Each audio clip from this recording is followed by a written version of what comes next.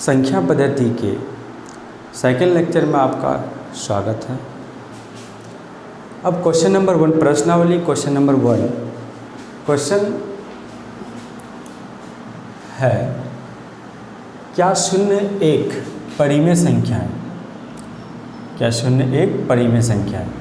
क्या इसे आप p/q के रूप में लिख सकते हैं, जहां p और q पूर्णांक है और q not equal to 0।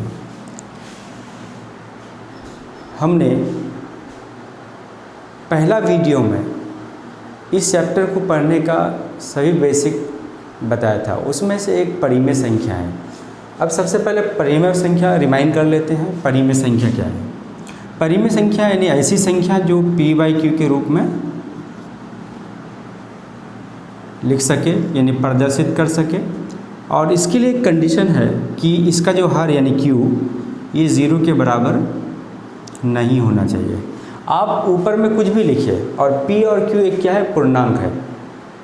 p के जगह में आप कुछ भी लिखिए और q के जगह में 0 को छोड़ के आप कुछ भी लिखिए, तो क्या है? परिमेय संख्या। जैसे आप 3/0 नहीं होना चाहिए। देखिए q 0 नहीं होना चाहिए, यानी 0 को छोड़ के, जैसे मान लीजिए 1 या 1/2 -3/2 या 0/1। तो क्वेश्चन परिमेय संख्या से रिलेटेड है। परिमेय संख्या का मतलब है कि ऐसी संख्या जिसे हम लोग p/q के रूप में लिख सकें, और उसके लिए कंडीशन है कि q 0 के बराबर नहीं होनी चाहिए। क्या 0 एक परिमेय संख्या है? 0 बोल रहे हैं। 0 एक परिमेय संख्या है। देखिए 0 में हम लोग 0/1 लिख सकते हैं। बोले कि हाँ लिख सकते हैं, यानी है परिमेय संख्या है। इसके लिए कंडीशन है कि हर 0 के बराबर नहीं होनी चाहिए, तो नहीं है, यानी 0/1 एक परिमेय संख्या है। तो इसका जवाब पहले लिखते हैं।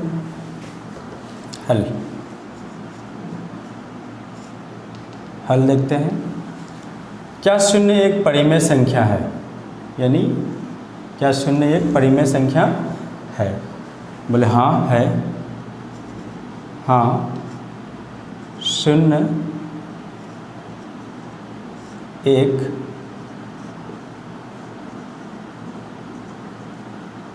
परिमेय संख्या है। क्या इसे p/q के रूप में लिख सकते हैं? बोलेगा हाँ इसे p/q के रूप में लिख सकते हैं। हाँ इसे p/q के रूप में लिख सकते हैं।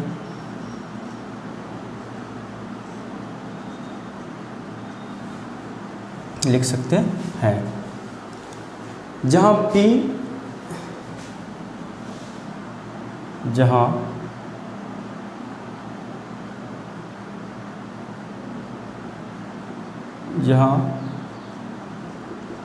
q not equal to 0। अब उदाहरण के लिए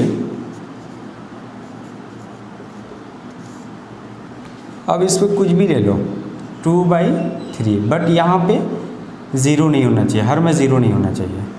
1/2 या -1/2 या 1/-2, ये सभी क्या है?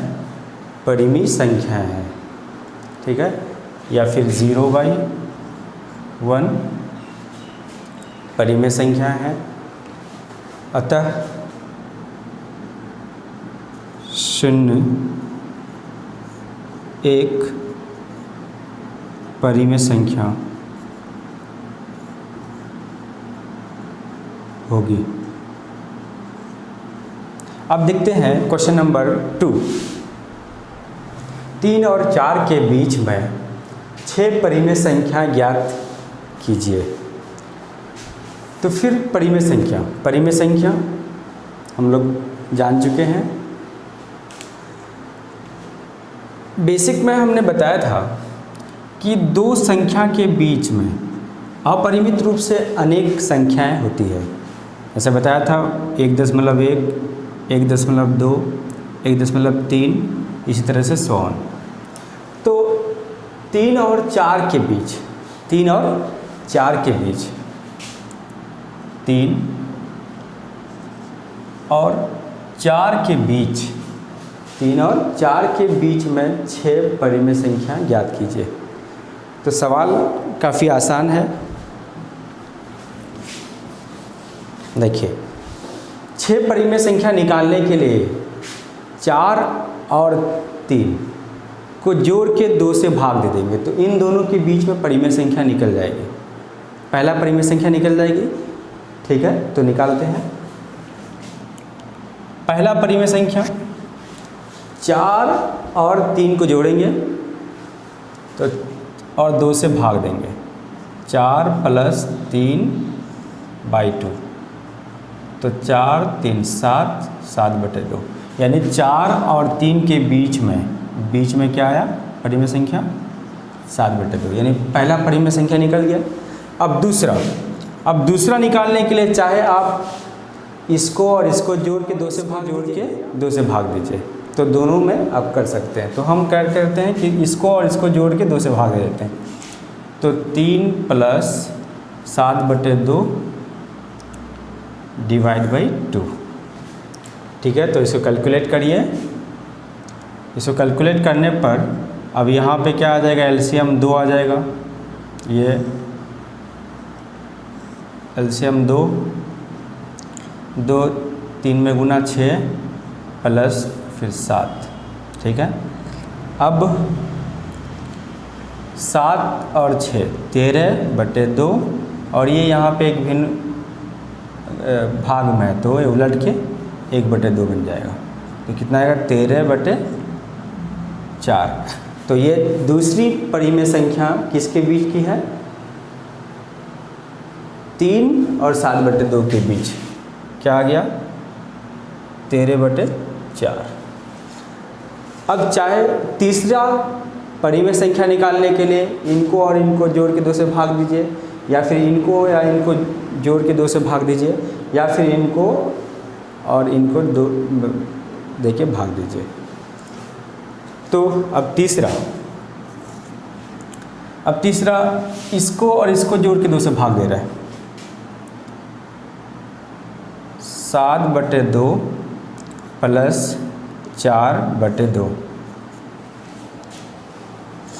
तो अब इसको कैलकुलेट करने पर एलसीएम 2 आ जाएगा, यहाँ पे 7 आ जाएगा, प्लस यहाँ पे 2 2 दूना 4 4 दूना 8 / 2।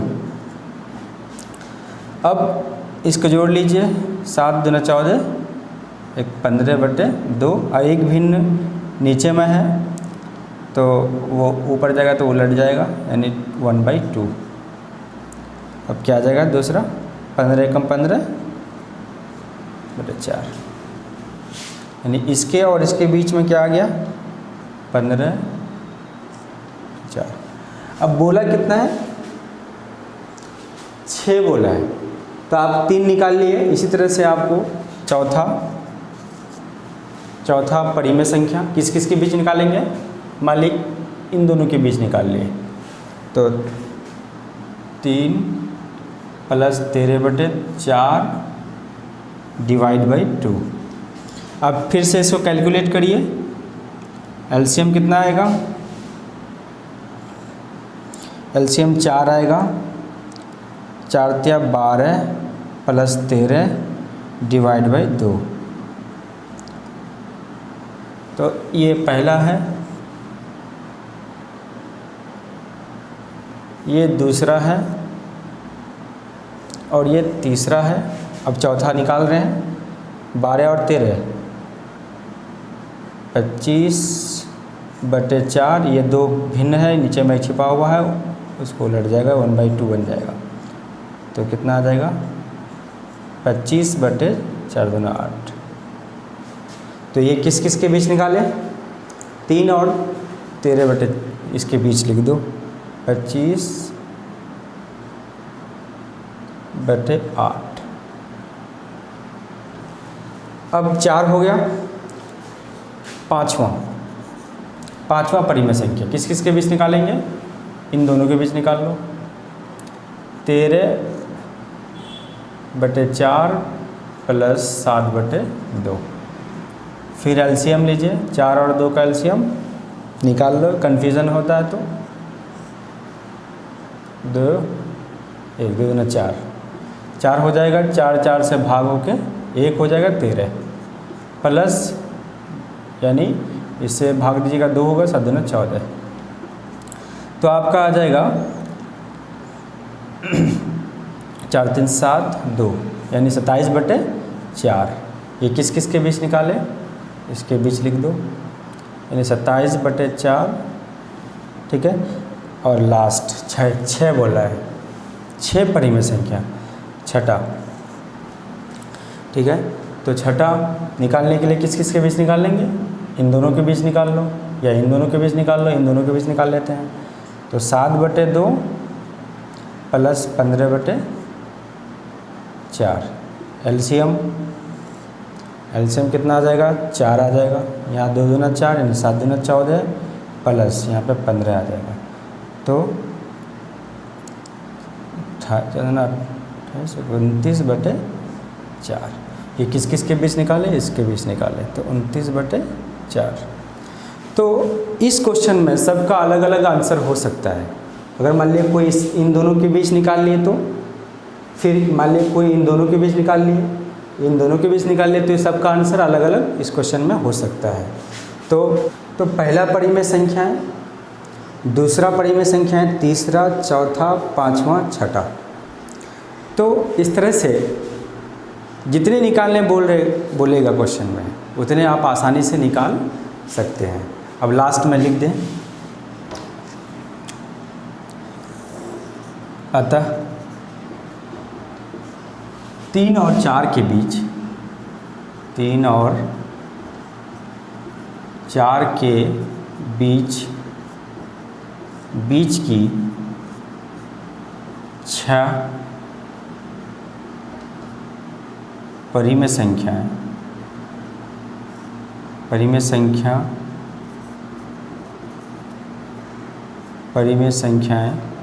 इस प्रकार है।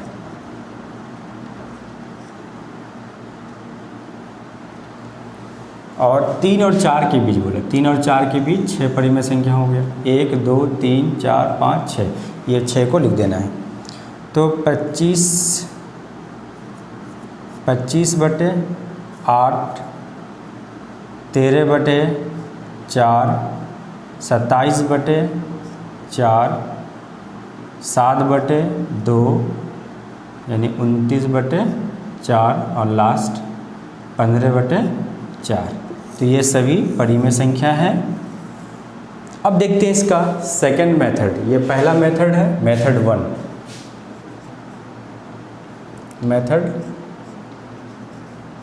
मेथड 1।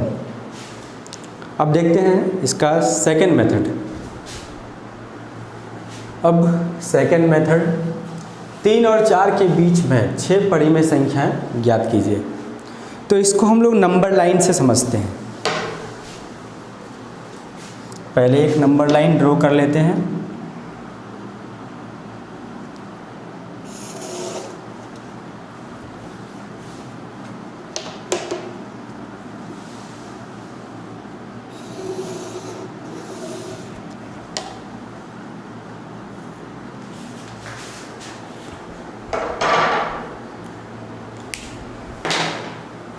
अब एक सिरे में 3 लिखते हैं और एक सिरे में 4 लिखते हैं, ठीक।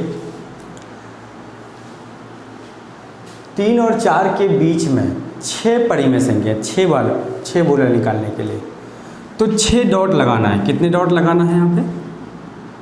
1 2 3 4 5 6 डॉट। अब गिनिए कितने भाग हुए। 6 डॉट लगाने पर कितने भाग बन रहा है?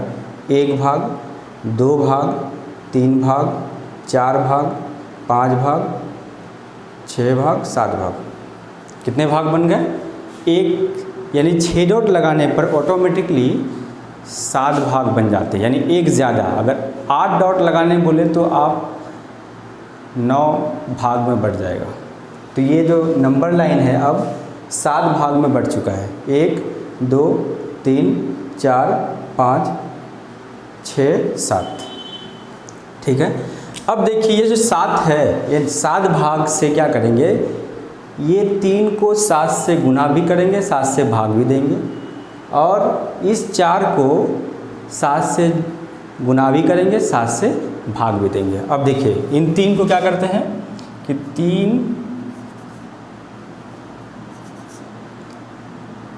3 गुना 7, यहाँ पे नीचे में 1 है तो पहले लिख देते 3 बराबर 3 गुना 7, और यहाँ पे 1 छिपा हुआ तो 1 गुना 7, यानी 3 को 7 से, यानी 7 भाग जो बन गए, ये 7 भाग से गुना भी करेंगे और भाग भी देंगे। तो क्या आ रहा है अब 7 या 21 और 7 एकम 7।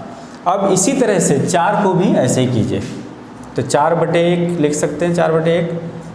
अब इस 4 को 7 से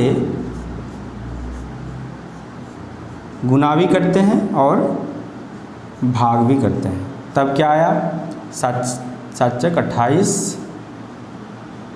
28/7। अब देखिए अब यहाँ भी 7 है, हर में यहाँ भी 7 है, बराबर होनी चाहिए, बराबर है। अब देखिए यहाँ 21 है, यहाँ 28 है, तो अब देखिए 3 का अब वैल्यू कितना आ गया, 3 का मान अब क्या आ गया 21/7, और 4 का मान क्या आ गया 28/7। इस पॉइंट में लिख दो 28/7। अब देखिए 21 से काउंट करते हुए 28 तक जाइए, ठीक है, ये 7 नीचे नीचे है, बराबर है। अब देखिए 21 के बाद क्या होगा, इस पॉइंट का नाम क्या होगा 22/7, उसके बाद 23/7, 24/7, 25/7, 26/7, 27/7। अब देखिए इसके बीच में, इसके और इसके बीच में क्या क्या निकल गया, 22/7, 23/7, 24/7, 25/7, 26/7, 27/7। अब देखिए ये सारी परिमेय संख्या है, और किस किस के बीच की, 3 और 4 के बीच की। तो अब हम लोग लिख देंगे अतः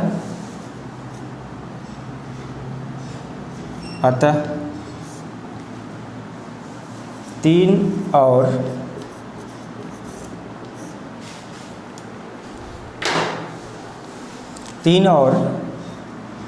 4 के बीच, 3 और 4 के बीच 6 परिमेय संख्या, 1 2 3 4 5 6 परिमेय संख्याएं इस प्रकार है, इस प्रकार, और वो है, इसको नहीं लेना है, ये तो पॉइंट बना है, आप 22 इसके बीच की लेना है। तो 22/7, 23/7, 24/7, 25/7, 26/7, 27/7, और ये सारी संख्याएं परिमेय है आंसर। अब देखते हैं क्वेश्चन नंबर 3।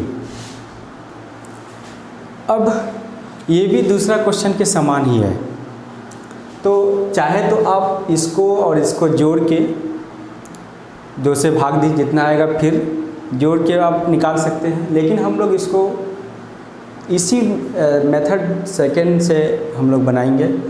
तो अब देखिए कि फिर नंबर लाइन एक ड्रॉ कर लेते हैं, और यहाँ पे है 3/5 और 4/5 के बीच में 5 परिमेय संख्याएं ज्ञात करने बोल रहे हैं, 5 निकालने बोल रहे हैं। तो पहले फिर से एक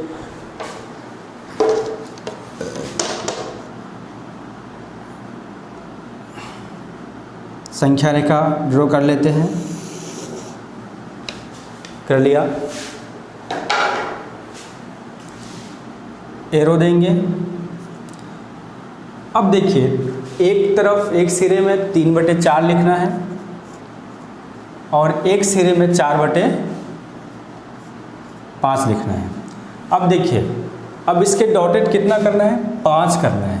तो अब करके देखते हैं, 1 2 3 4 5 डॉटेड हो गया। 1 डॉट 2 डॉट 3 4 5, यानी 5 डॉटेड जब बन गया तो कितने भाग में बढ़ गया? अब 1 भाग 2 भाग 3 भाग 4 भाग 5 भाग 6 भाग। तो अब 6 से इसको गुना भी करना होगा, भाग भी करना होगा, और इसको भी गुना भी करना होगा, भाग भी करना होगा। अब देखिए 3/5 क्या होगा, 3/5 गुना 6, तो क्या आएगा, 6 तिया 18 और 6 पंचे 30। अब उसको कर लेते हैं 4/5। 4/5 का मतलब 4 में गुना 6 करेंगे और 5 में गुना 6 करेंगे तो 6 × 24/6 पंचे 30। यानी देखिए ये हर समान हो गया। अब देखिए अब इस पॉइंट का मान क्या हो गया, 3/5 का पॉइंट का मान हो गया 18 एक सिरे में लिख देंगे 30, और 4/5 सिरे का मान कितना हो गया, 24/30। ठीक है। अब देखिए 30 है, अब 18 से काउंटिंग करते हुए चले जाइए आप 24 तक, तो क्या हो गया 19/30, 20/30, 21/30, 22/30, 23/30। देखिए 19/30, 20/30, 21/30, 22/30, 23/30, 5, ये टोटल 5 संख्याएं हैं। और ये टोटल 5 संख्याएं क्या हो गया इसके, यानी 3/5 और 4/5 के बीच में 5 परिमेय संख्या ये है। तो अब इसको लिख देते हैं लैंग्वेज में, आता 3/5 और 4/5 के बीच 5 परिमेय संख्याएं, 5 परिमेय संख्याएं इस प्रकार हैं। किस प्रकार हैं, इस सबको उतार लीजिए। तो 19/30, 20/30, 21/30, 22/30, 23/30। ठीक है। और ये सारी संख्याएं आंसर है। तो अब नेक्स्ट क्वेश्चन नंबर 4। अब देखिए क्वेश्चन 4, नीचे दिए गए कथन सत्य है या असत्य, कारण के साथ अपने उत्तर दीजिए। अब प्रत्येक प्राकृतिक संख्या एक पूर्ण संख्या होती है, प्रत्येक पूर्णांक एक पूर्ण संख्या होती है। नंबर 3, प्रत्येक परिमेय संख्या एक पूर्ण संख्या होती है। तो इस कंसेप्ट से, इसका कंसेप्ट बेसिक क्लास में दिया था, और वहाँ पे क्या पढ़े थे हम लोग, सबसे पहले प्राकृतिक संख्या पढ़े थे। प्राकृतिक संख्या को नेचुरल नंबर के नाम से जानते हैं, उसको n द्वारा रिप्रेजेंट करते हैं, जो क्या है 1 2 3, इसको फिर घेर दिए थे। फिर उसके बाद पूर्ण संख्या को होल नंबर बोलते हैं, इसे W से इंडिकेट करते हैं, यानी प्राकृतिक के सामने में 0 लगा देते हैं, 0 1 2 3 so on। फिर इसको घेर देते हैं। फिर उसके बाद पूर्णांक बोले तो I या फिर Z, यानी 0 ±1 ±2 ±3 so on। फिर उसके बाद परिमेय संख्या फिर जिसे p/q के रूप में लिख सकते हैं, और इसका q 0 के बराबर नहीं होता है। तो अब देखिए मैंने वहाँ पे कंसेप्ट दिया था कि जितनी भी प्राकृतिक संख्या है वो सभी पूर्ण संख्या है, सही है, क्योंकि अंदर वाले बॉक्स से बाहर की ओर आ रहा है, तो ये तो इसी के अंदर है ना। तो क्वेश्चन क्या है कि प्रत्येक प्राकृतिक संख्या एक पूर्ण संख्या होती है। हाँ होती है, कैसे देखिए, पूर्ण संख्या के समूह में देखिए अप्राकृतिक संख्या में मिलेगा, क्योंकि हम अंदर बॉक्स से बाहर की ओर जा रहे हैं तो क्या होगा, आंसर हाँ होगा। तो अब देखिए इसका आंसर क्या होगा, पहला नंबर का सत्य। बोला कि कारण के साथ, तो सत्य क्यों होगा, क्यों, क्योंकि पूर्ण संख्या के समूह में प्राकृतिक संख्या आती है, इसलिए ये आंसर क्या होगा, हाँ होगा। अब क्वेश्चन नंबर 2। क्वेश्चन 2 क्या कह रहा है कि प्रत्येक पूर्णांक, देखिए प्रत्येक पूर्णांक जो प्लस में भी हो माइनस में भी हो, प्रत्येक पूर्णांक एक पूर्ण संख्या होती है। देखिए पूर्णांक तो प्लस में भी होता है माइनस में भी होता है, लेकिन पूर्ण क्या है, ओनली पॉजिटिव में है, देखिए प्लस में है। तो क्या ये तो इसके अंदर आ रहा है, बट ये इसके अंदर नहीं आ रहा, माइनस में नहीं है, तो इसलिए आंसर क्या होगा, असत्य। असत्य क्यों होगा, क्योंकि इंटीजर यानी पूर्णांक प्लस में भी होता है और माइनस में भी, और पूर्ण क्या होता है, ओनली पॉजिटिव में होता है। ठीक है। Second question, question number 3। प्रत्येक परिमेय संख्या एक पूर्ण संख्या होती है। देखिए प्रत्येक परिमेय संख्या जो है वो क्या पूर्ण संख्या होती है। जैसे मान लिए कि परिमेय संख्या 3/4 है, क्या 3/4 ये इसके समूह में है, पूर्ण संख्या के समूह में है, नहीं है। फिर दूसरी बात यह है कि ये बाहर वाला बॉक्स से सवाल करते हुए अंदर की तरफ जा रहा है, तो वैसे गलत हो जाएगा, तो ये क्या होगा, असत्य होगा। तो प्यारे बच्चों, इसी तरह आज के वीडियो में इतना ही। Thank you, have a nice day.